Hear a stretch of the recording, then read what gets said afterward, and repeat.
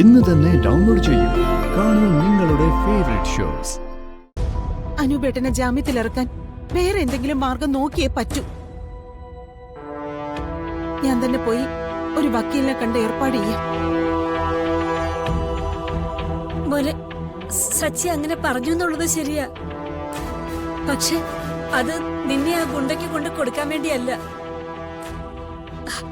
അർച്ചനയുടെ കഴുത്തിൽ കത്തി വെച്ചിട്ട് ആ ഗുണ്ടകൾ നിന്നെ കൊടുക്കണമെന്ന് ആവശ്യപ്പെട്ടപ്പോ പിന്നെ ആ സമയത്ത് അവൻ വേറെ എന്ത് ചെയ്യാനാ?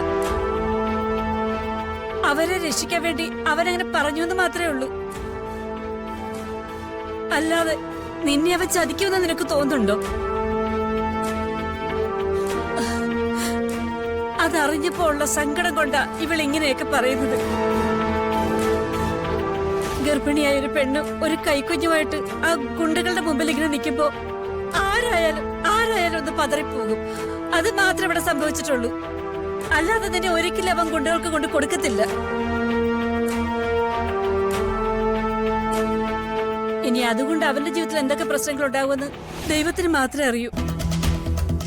എന്തായാലും നമ്മുടെ കുടുംബത്തിലും നെല്ലിശ്ശേരി കുടുംബത്തിലും ആകെ ഒരു ദോഷകാലമാ. ഇതാണ് യോഗി. പിന്നെന്താ ചെയ്യ? മോനെ, സച്ചിയെ നീ ഒരിക്കലും തെറ്റിദ്ധരിക്കില്ലടാ.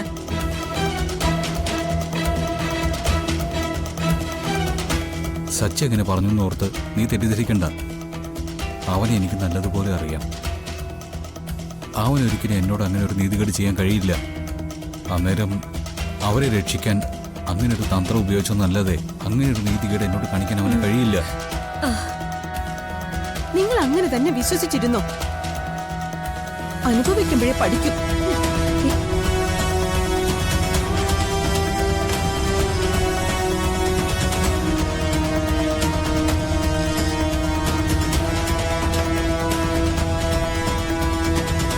അനൂപേ, കാര്യങ്ങളൊക്കെ ആകെ കുഴപ്പത്തിലേക്കാ നീങ്ങുന്നേ. മധുവിനെതിരെ കേസ് കൊടുക്കരുതെന്ന് ഇന്നലെ ഞാൻ അർച്ചനയോട് പറഞ്ഞതാണ്. പക്ഷെ എന്നോടൊരു വാക്കുപോലും പറയാതെ അവർ കമ്മീഷണർക്ക് കൊണ്ടുപോയി പരാതി കൊടുത്തു.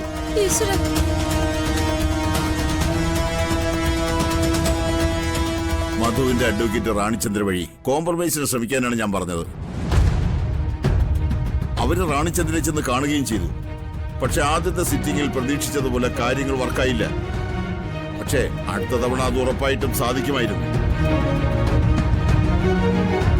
അതിനു മുമ്പ് അവർ കമ്മീഷണർക്ക് കേസ് കൊടുത്തത് ഇതിനെല്ലാം തിരിച്ചടിയായി. എന്റെ അനുപേട്ടന് ജാമ്യം കിട്ടില്ലേ സർ? ജാമ്യം കിട്ടും, അതൊരു പ്രശ്നമല്ല. പക്ഷേ ജാമ്യം കിട്ടി പുറത്തിറങ്ങിയാൽ അനൂപിന്റെ ജീവൻ തിരിച്ചു കിട്ടുമോ എന്നുള്ളതാണ് പ്രശ്നം. അങ്ങനെ ഒരു സിറ്റുവേഷൻ ഉണ്ടാകാതിരിക്കാനാണ് ഞാൻ ഇയാളെ അറസ്റ്റ് ചെയ്തത്.